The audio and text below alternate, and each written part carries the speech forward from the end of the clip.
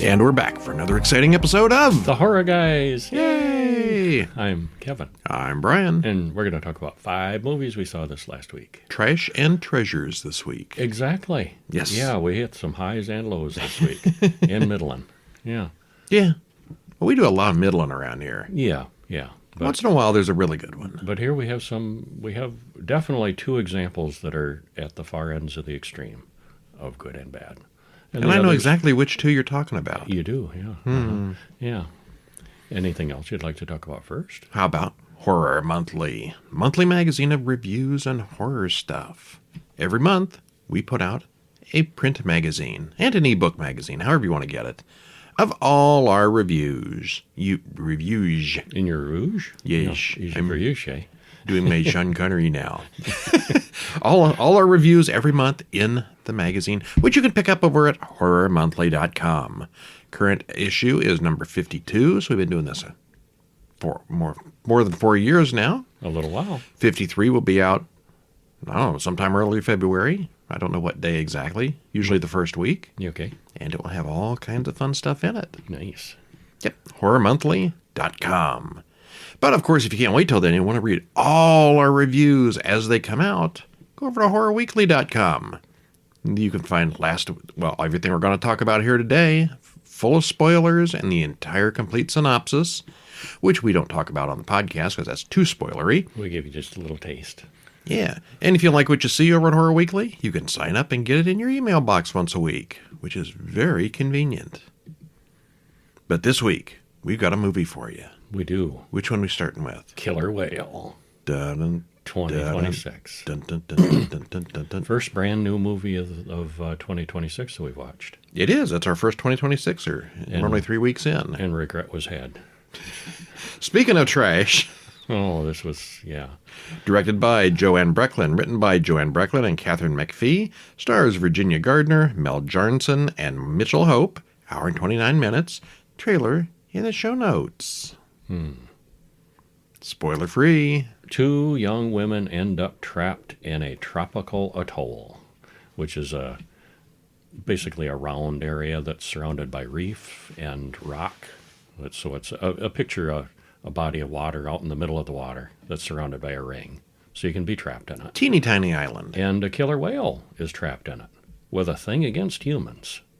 Now, I am going to say, and I'm sticking to it, the acting is a moderately bright spot.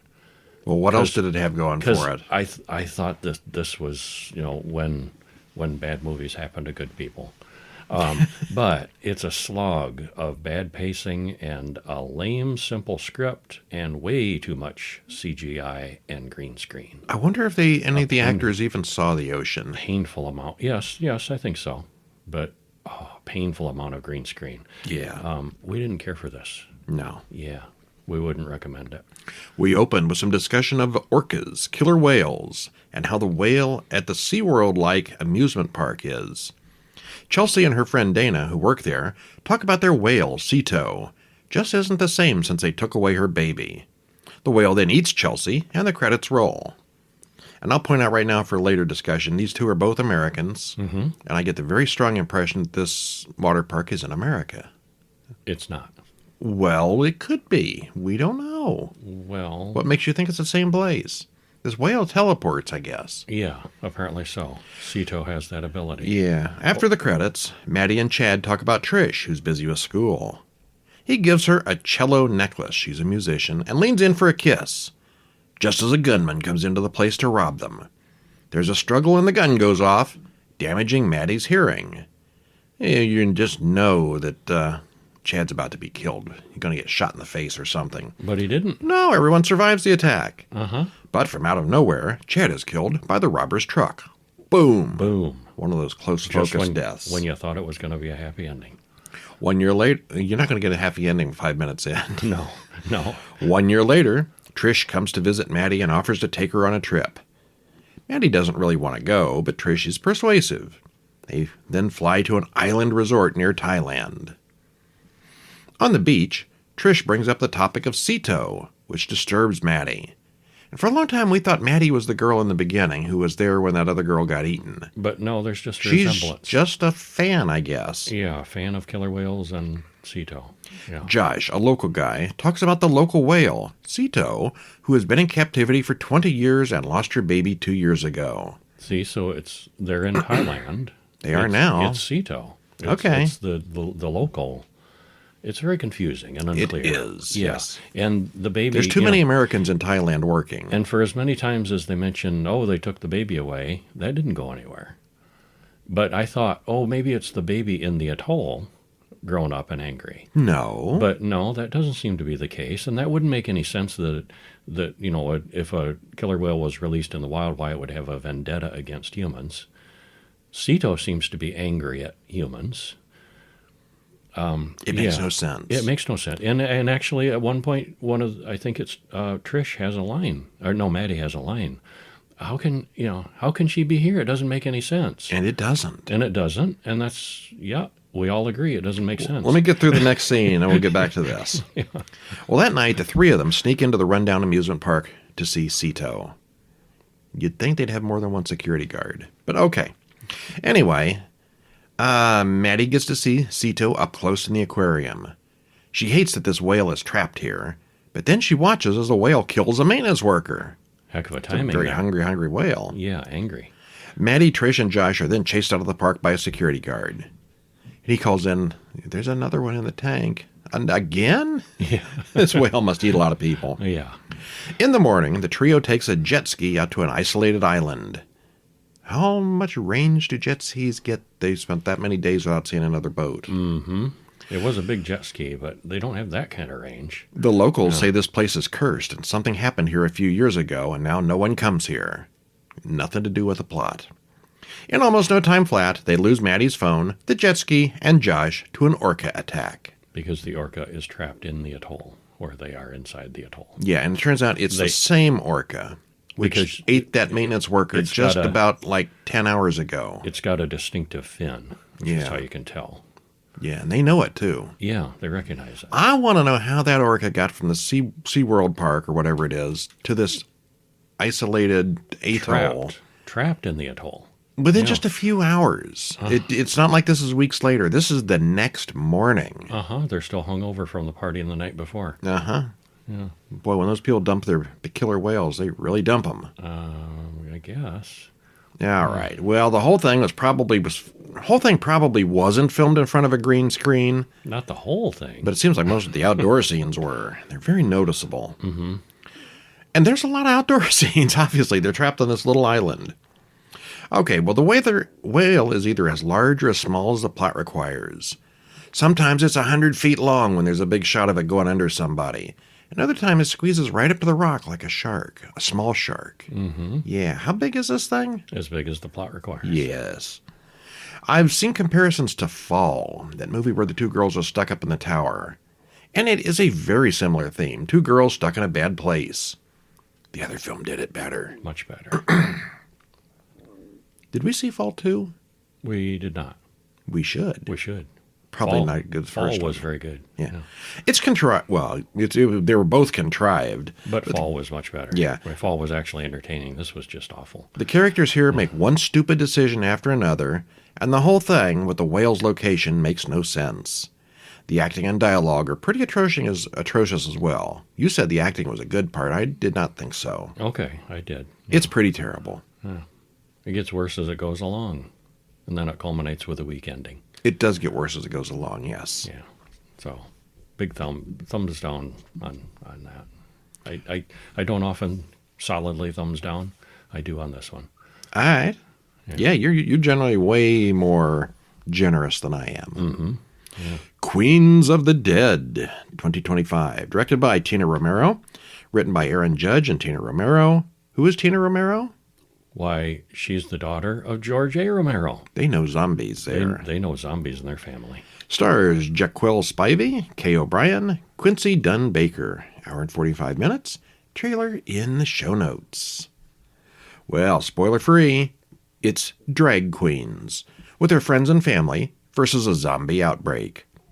Holed up in a club against the backdrop of a larger apocalypse, there's a lot of humor with a body count that racks up. The pacing is a little bit draggy in places, and the zombie action, draggy. I see what I did there accidentally. And the zombie action is pretty low for most of the movie, but it is a fun watch. Yeah, I enjoyed it. I liked it too. Yeah. This would have been my favorite of the week, except for it's not. Because There's one that's coming up later. There's another one that takes the place. Yeah. What happens? Well, we open in an over-the-top, with an over-the-top drag queen walking down the street on the way to church. And when she goes into the church, her grinder alert goes off. As often happens in churches. She finds the man's phone, but it's covered in blood. Oh. And then she finds him, but he doesn't look quite alive anymore.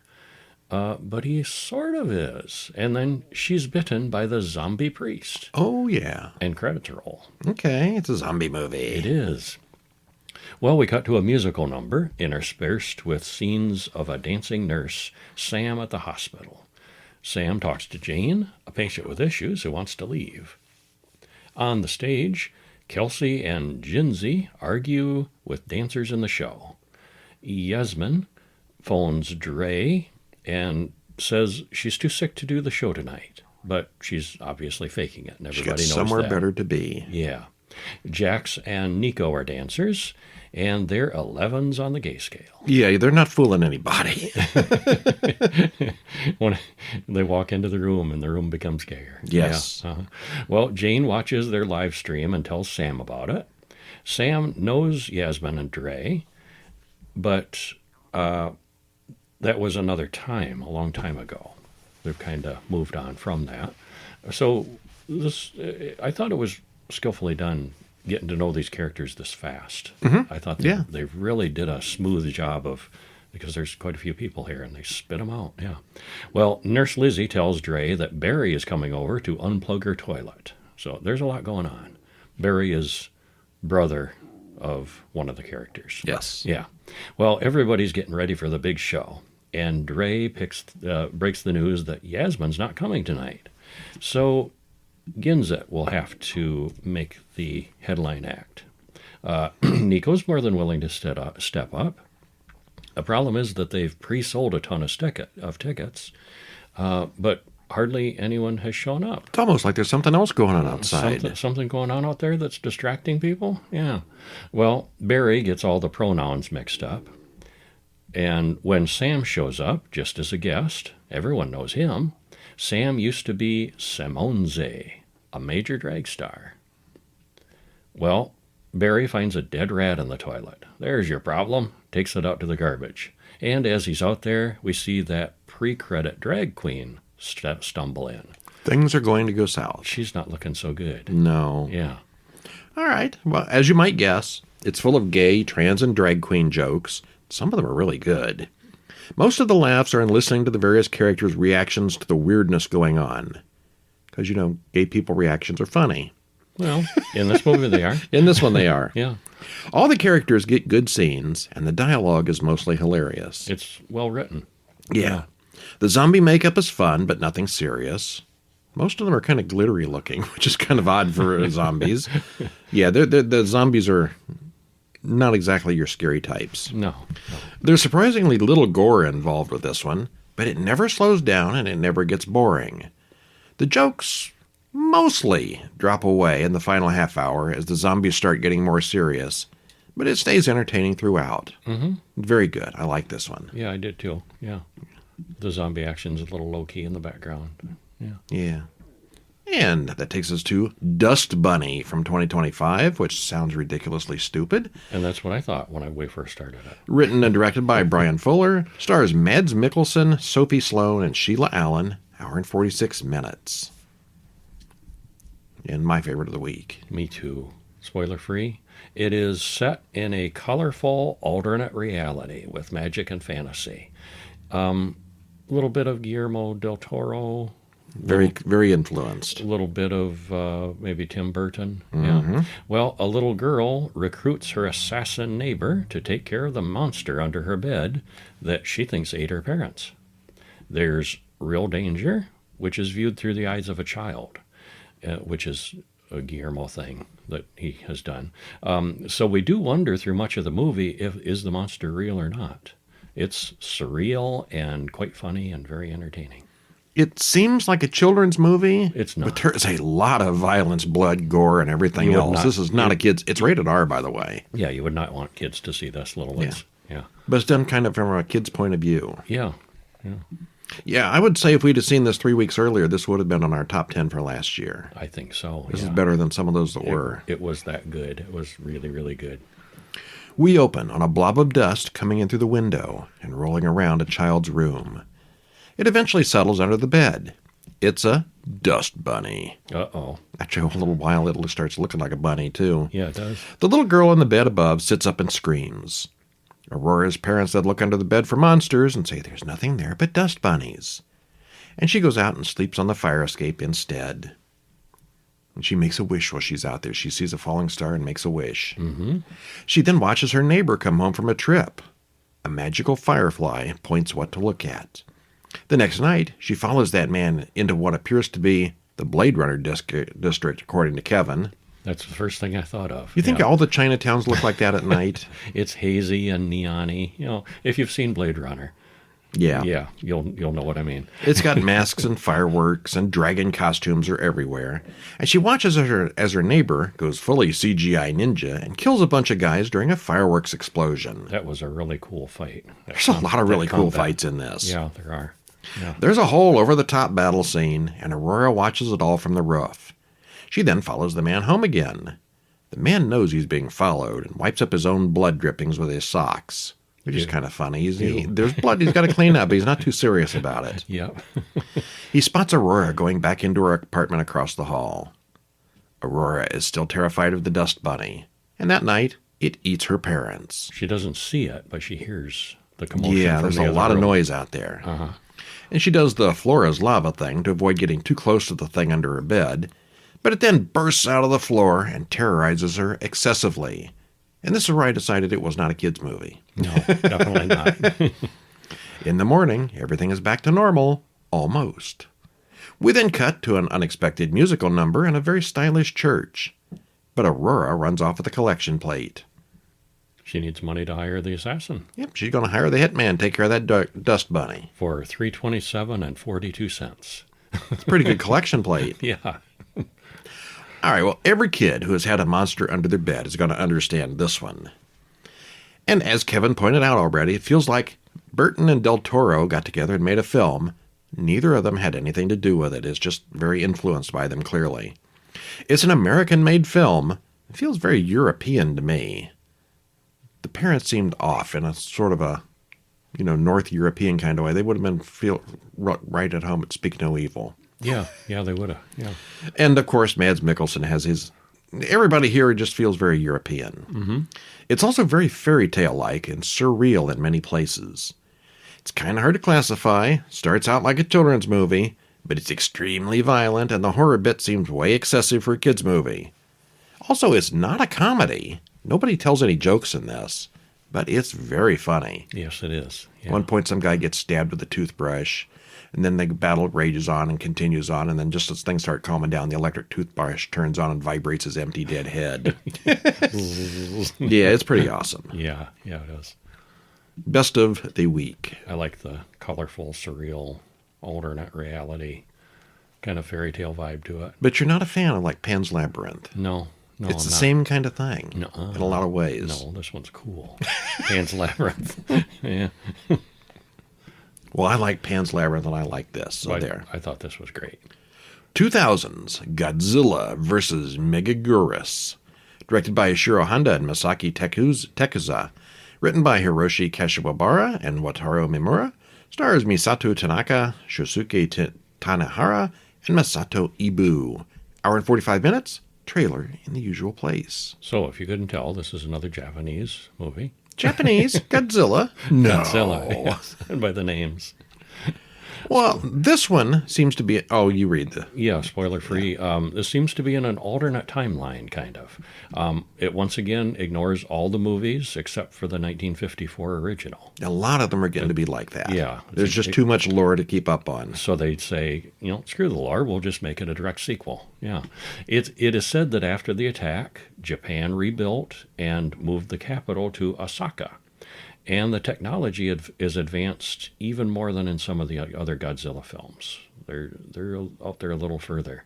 There are some elements that this one it does step up the horror. And it's got the giant creature fighting with collateral damage we've come to expect. It's entertaining. Yeah. I was starting to get bored with the old black and white, the ones from maybe the 80s. And they kind of were they're repeating themselves. But the newer batch, the 1990s and 2000s, I have been very entertained with. The quality has jumped. Mm-hmm. We get a news flashback to 1954 Godzilla's attack on Tokyo. He smashed the city and walked back into the ocean as Japan rebuilt. Actually, they killed him in the movie, but here he got away. Then, in 1966, he returned for more, this time to attack Japan's first nuclear reactor. Japan then gave up nuclear power plants. Fukushima would like to have a word. Mm-hmm. Alternate timeline. Okay. Yeah. In 96, the government decided to once again experiment with energy production, this time with a plasma generator. That went badly. Yeah. Kiriko Sujimori is one of the soldiers tasked with defending the city against Godzilla in Osaka. He's returned again. The soldiers shoot him with bazookas, but you know how that works.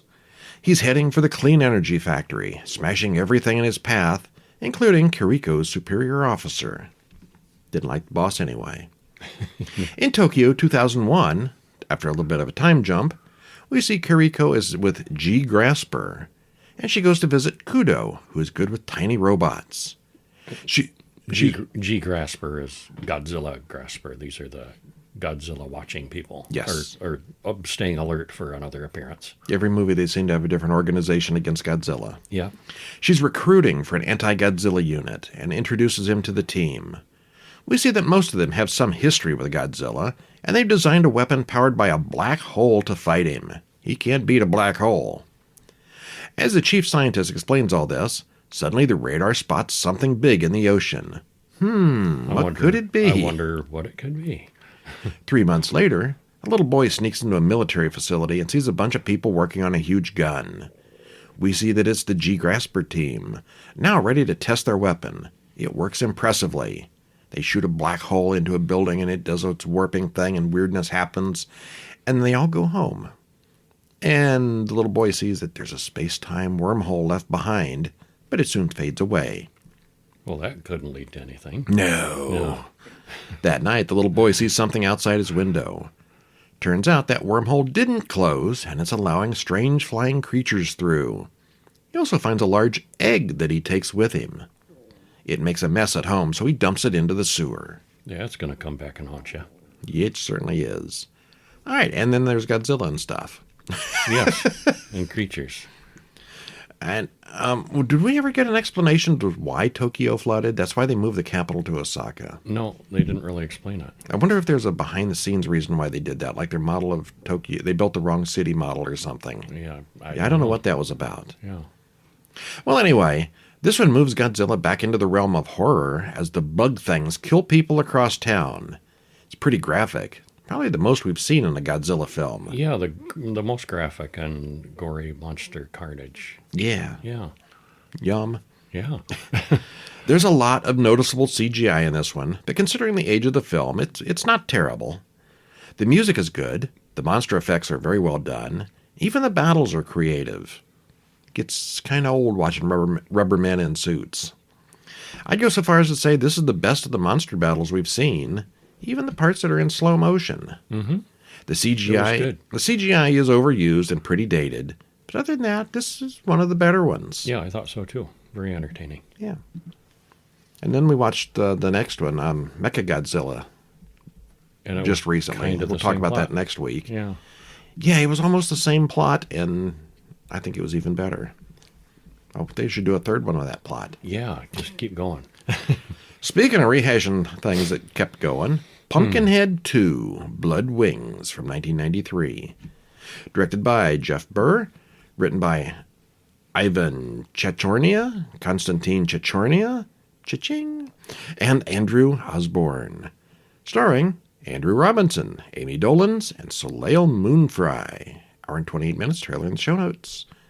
Alrighty, Pumpkinhead. We liked Pumpkinhead. Pumpkinhead was cool. The first Pumpkinhead was very cool. It's been several months, maybe even a year since we did that. I should have looked up what episode that was, but This one didn't have Lance Hendrickson, though. It did not. It did not, which is hard to do because he died in the first one. And we've seen all 4 of them, and I think this is the weakest. Yes, definitely.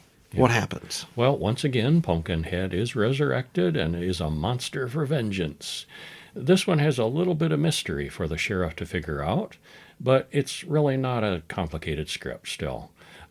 It's not quite a sequel to the original. It's more of a parallel. It lacks, we mentioned already, lacks from not having Lance Hendrickson, and it definitely lacks the quality of the first one. It's not bad, but it's only pretty good.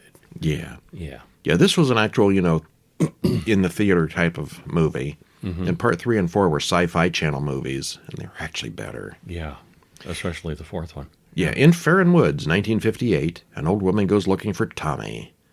6 local boys arrive in the woods. They're hunting him too, but less beneficially.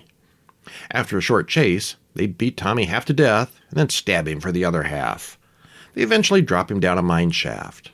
And if anybody says Jason Voorhees, yeah, it's the same kind of thing. Yep. He's a little monster kid. Uh-huh. In the present, Sean Braddock is the new sheriff.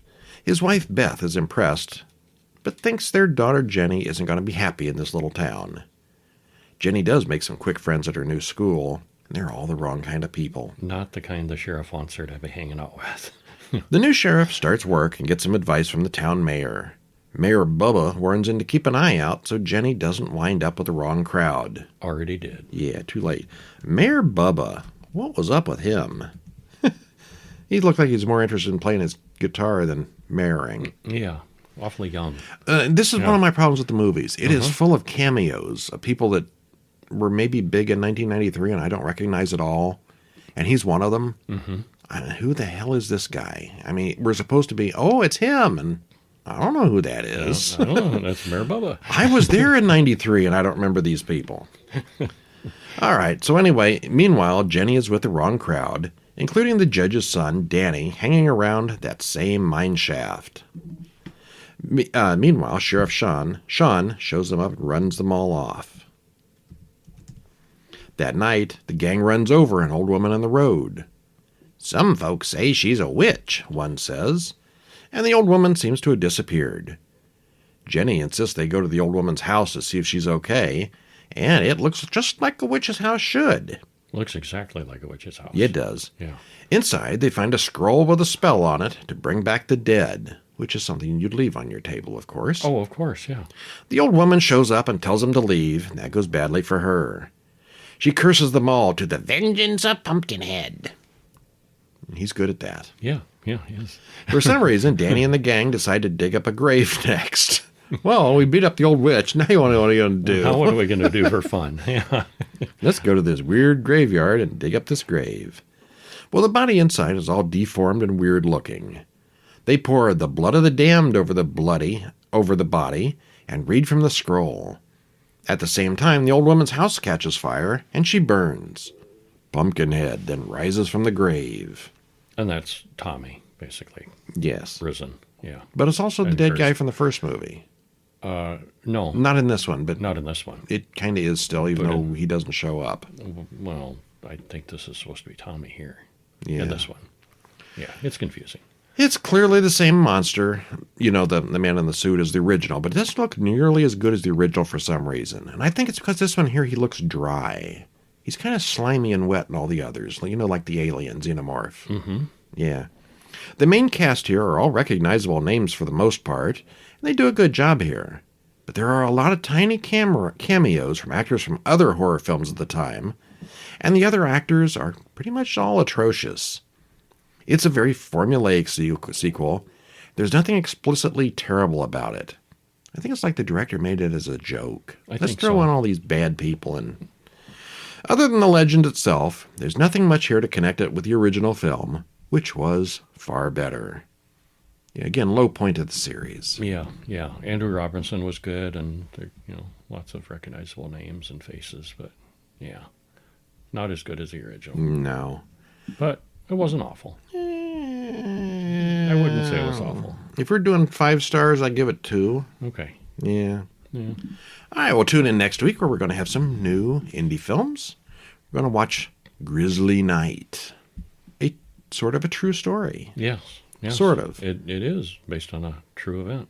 And a new sci-fi film called Merge. It's sci-fi anthology. Mm-hmm. And of course, I bet we pick back up with Pumpkinhead and maybe another Godzilla film. I'd like that if we did. And one more that you're going to have to tune in to find out about. Okay, then. That's it for this week. I'm Brian. And I'm Kevin. And we'll see you next week. See ya.